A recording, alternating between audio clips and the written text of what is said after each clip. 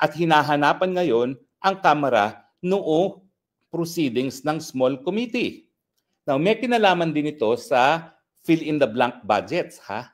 Kasi yung small committee report na naging basihan ng pagpasa ng annual appropriations law ay magpapakita kung ano talaga yung mga halaga na binago ng small committee doon sa budget na na-review na at nasa pinal na ng Kongreso, aprobado ng plenaryo. Ganyang makapangyarihan po yung small committee na yan, ha? Binago nila ang budget na na-approvean ng plenaryo. 330 plus congressmen ang nag-approve sa budget na plenaryo. Bagamat makaramihan dito, binago rin nila dahil sila naman ang may final say sa budget, hindi natupad talaga yung nais mangyari ng Malacanang.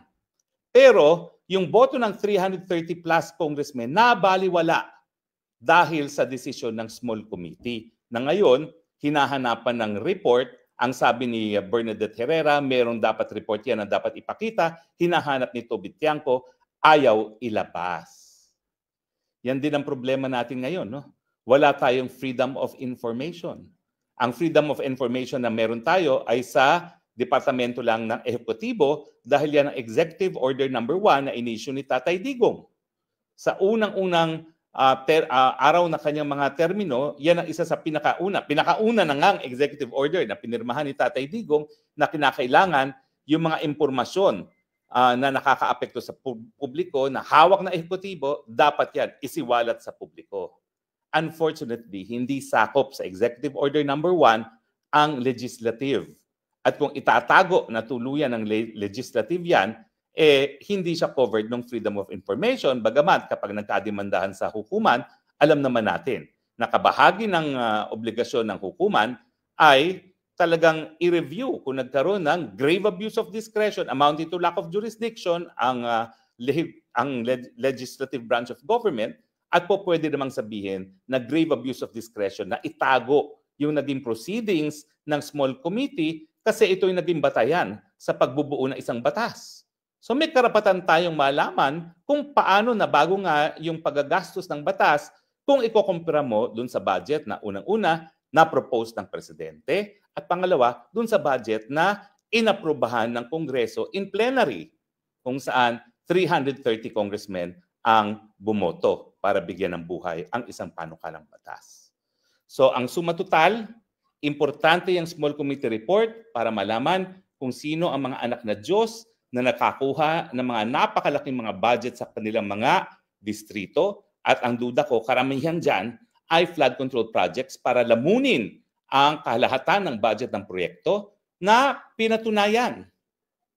Pinatunayan na ni Secretary Bunuan dahil siya na mismo nagsabi na dun sa mga flood control projects na naibigay doon sa top 15 contractors dyan sa Bulacan ay meron talagang mga ghost projects. Ibig sabihin, kapag nailabas mo yung small committee report na yan, maitatagni-tagni mo. Saan distrito pumunta yung pondo ng flood control, sinong kongresista, sino nag-insert, sinong contractor, at titignan mo ngayon, yung contractor ba ay pag-aari mismo ng congressman kasi o ng senator kasi talagang ganyan ang trend. Sila na mismo naging contractor o di naman kaya malapit na malapit sa isang mambabatas. So ako, saludo ako kay Congressman Tiangco. Ang mangyayari dahil siya nag-iingay, baka tanggalan ng budget ang nabotas. Siyempre, kawawa naman ang nabotas, pero kinakailangan magsalita talaga si Toby Tiangco dahil ang nabotas ay isa sa lugar na palaging binabaha. Now, ang alam ko ay si Toby Tiangco ay malinis. Hindi ko lang alam talaga kung siya ay nakikinabang din sa mga flood control projects dahil I could imagine dahil isa sa nababaha ang nabotas, napakalaki rin ng budget para sa flood control. Pero yan kasi ay galing na sa mayamang pamilya, yan ay fishing magnate, kaya siya nakabase sa nabotas, at sa tingin ko naman, hindi siya magsasalita ng ganito kung siya mismo ay nakinabang dun sa mga ghost projects na related sa flood control. Bakit mo naman i-expose sa isang bagay na baka maging dahilan na magkaroon siya ng pananagutan?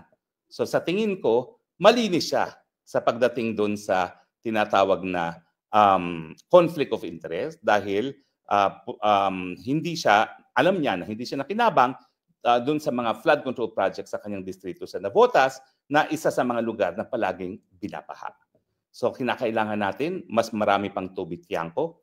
Alam niyo si tubig tiangko, siguro kaya ganyan yan, kamag-anak din yan ng mga Romualdez. So parang, ang pagkakaiba nga, yung bago pumutok itong mga issue pagdating sa mga budget-budget, makikita mo si Toby Tiangco doon sa Sunday lunches na hosted ni Liza Araneta Marcos. Ngayon, tumigil na siya na pagpunta dyan. Siguro, hindi na niya maatim kung ano yung mga nangyayari dahil siya ay isang ranking at most senior, isa sa pinaka-senior na member of Congress. So alam niya mga kababalaghan na nangyayari dyan sa Kongreso. At kinakailangan naman natin ang gaya ng mga Toby Tiangco. Isa pa binabati ko po itong si Mayor Magalong na nanawagan din na kinakailangan mag-form ng independienteng body para imbestigahan itong anomalya sa mga flood control projects. At ang minungkahi ni Mayor Magalong na suportado ko ay dapat mga retiradong mga mahistrado para walang kaduda-duda na hindi papanigan ang ilang mga maimpluwensyal na mga tao. And of course, kung hindi natin sila paparusahan dahil sa paglamon nila sa kaban ng taong bayan na dapat sana ay dahilan para maibsan ang epekto ng mga sunod-sunod na bagyo na dumadaan sa Pilipinas pag panahon ng tag-ulan, wala pong tigil na magpapasasa ang mga buwaya sa pangtaunang budget. Well, anyway, so congratulations kay Toby Tiangco, congratulations kay Mayor Magalong, congratulations din kay Bernadette Herrera dahil bagamat hindi siya ngayon nakaupo sa Kongreso, siya ay nagbigay ebidensya na dapat may record nga yang small committee na yan. Well, sana po naintindihan nyo na kung ano ang pakialam natin sa mga bagay-bagay na nangyayari sa loob ng Kongreso. Ang pakialam po natin kapag linamon ng mga kurap ang pondo na nakalaan para sa mga proyektong pampubliko, nawawala po yung mga proyekto na dapat sana pinakikinabangan natin at ang tanging nakikinabang ang mga lumalamon ng pondo ng bayan.